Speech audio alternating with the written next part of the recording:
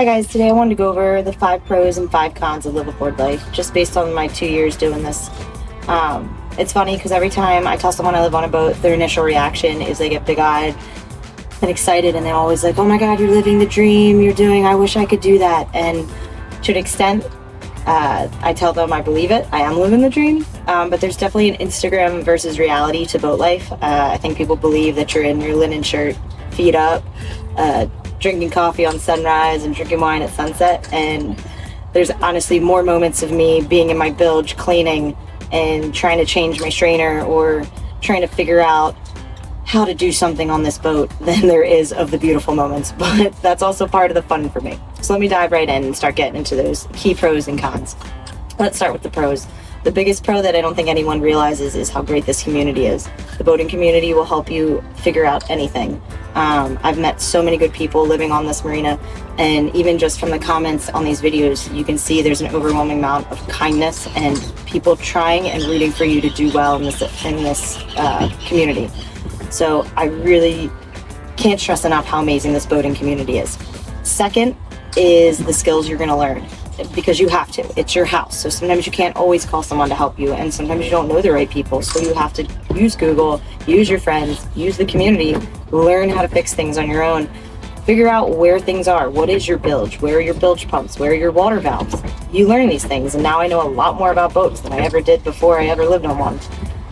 Third is I have my own space. In a society where buying a house requires a massive amount of debt and huge down payment, and I'm not there yet, this is a great way for me to own something and to have housing.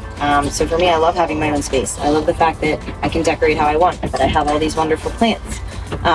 It's my own space. I'm not down with the landlord. I don't have restrictions. It's mine.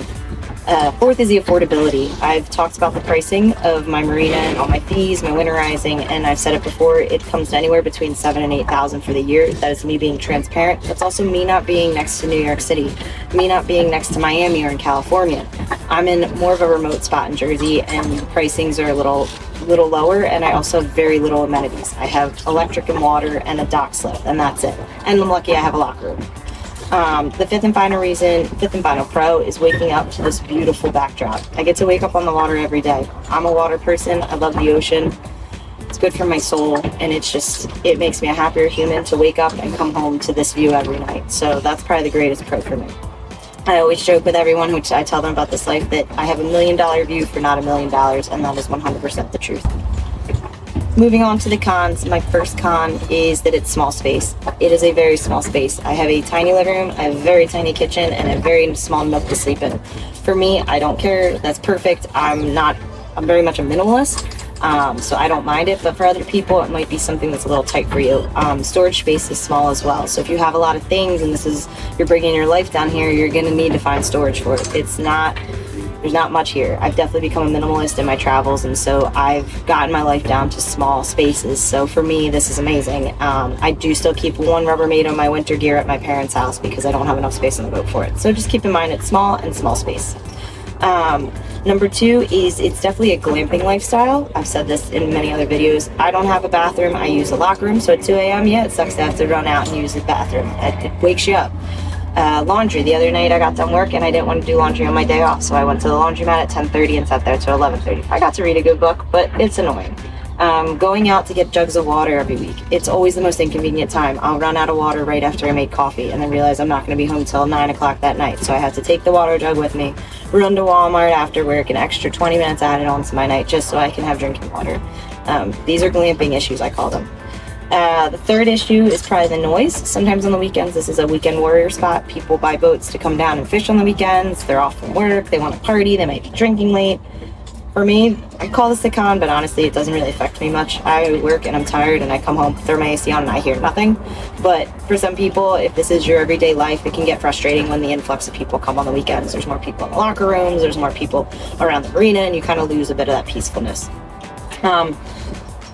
The fourth issue is maintenance. It's kind of hard sometimes to find the right people to help you with issues. When I put my boat in the water this year, I had no electrical. My shore power wasn't working, and then eventually my battery power wasn't working. And I called 4 different mechanics and electricians and could not get one person to come out. They were all booked out a month. because it was May and everyone had their boat in, had issues. For people whose boats are their fishing vessel or a toy, it's okay, but it's a lot more high stakes when it's your house and you don't have heat and you can't get your fridge to work and you can't turn on a light or charge your phone.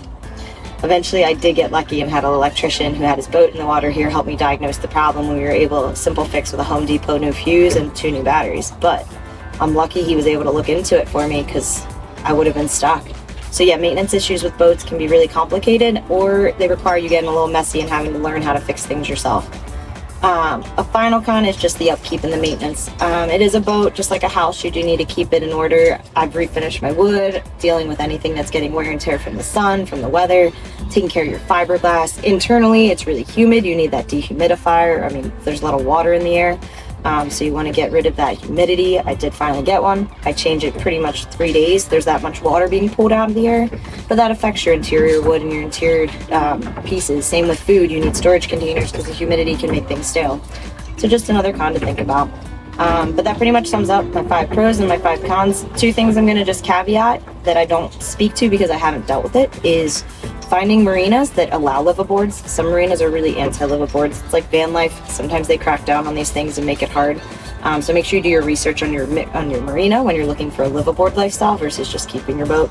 And second is the buying and selling process. A lot of people can probably chime in on this. Buying a boat can be difficult, but it's probably more of a buyer's market right now. So selling your boat, you can be stuck with your boat. So if this is something you're just doing for a year, it might be hard to sell that boat or at least make profit off it. You might take a pretty big loss. But I haven't sold my boat yet, so I don't want to speak to that too much because it's not something I really have experience on yet. But something to keep in mind if you're looking into this lifestyle. But anyway, I'm going to go back to enjoying this beautiful night on the boat, relaxing and hanging out because that's one of the perks of this great lifestyle. Hope you guys enjoyed.